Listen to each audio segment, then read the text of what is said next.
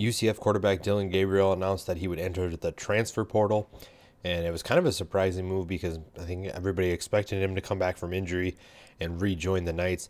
Now, with Gus Malzahn coming into the picture, it's not terribly surprising, but given the offense that they run, but I really thought that he would come back and find a way to help this UCF team, but he decided that he's going to move on. And today I want to look at 5 different places that he could transfer. There's quite a bit of options, but these are the 5 that I like the best. So let's dive right into it. First I have is Ole Miss. Now, with Matt Corral announcing that he is going to turn pro after the season, it's no secret that they need a quarterback. Now, if they win the Spencer Rattler sweepstakes, if Spencer Rattler does in fact transfer, I think that that is a better pick for them. But Jeff Lebby is the offensive coordinator there. He was Dillon Gabriel's offensive coordinator when Josh Heupel was the head coach.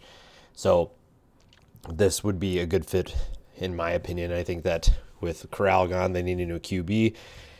Gabriel would be familiar with Lebby's system, and he has playmakers around him that would make for an exciting offense. Next, I have Western Kentucky. Bailey Zappe's success at Western Kentucky under Zach Kittley after they came from Houston Baptist together is evident that these two can work well together, and it's an offense that can really thrive.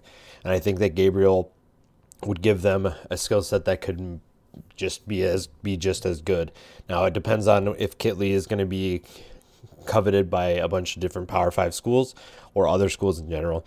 So that'd be a question mark that I have. But Western Kentucky, I think, is a good fit for him as well. Next I have is Liberty, and these 3 schools in the middle here are going to be schools that are potentially losing their quarterbacks. So that's why I think it's a fit.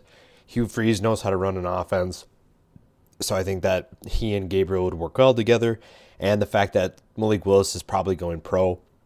If you look at what Willis did well, which was he was able to run, but also had a really strong arm, Gabriel kind of has a similar skill set to Malik Willis. So I think that his fit in that offense would be a good one. And then you get an independent schedule, so you don't play weaker competition. You play kind of a combination of Power 5 and Group of 5. So I think that's still a good mix in terms of if you're looking for competition. Fourth I have is Nevada. I think that Jay Norvell knows how to coach quarterbacks after what he's done with Carson Strong. Carson Strong is most likely going pro, so I think that Gabriel would be a good fit. And what they do there is just chuck it deep. They like to throw the ball around in this air raid offense, so I think that Gabriel would be a good fit. He can throw deep, shown that he can throw the short to intermediate routes as well, so I think he's a good fit in Norvell's offense. Gives them an experienced quarterback after losing Strong, who's been a 3-year starter. And then finally, the last one, Hawaii. It seems obvious, but you have to at least acknowledge that he might return home. He's going to do an offense that isn't what he's used to, but it's still a spread offense. And depending on what Todd Graham wants to look for in the transfer portal, if he's looking for another quarterback, he does have Siobhan Cordero right now. So finding a quarterback might not be what he's looking for, but the return home is an obvious one. It's something that everybody's going to talk about. But I don't really know where Dillon Gabriel is going to go. I think that these 5 are pretty good. Where do you guys think he's going to go? I think that he has a skill set that's very unique and very good, and all 5 of these teams would benefit, and there's plenty of other teams that would love to add his services as well.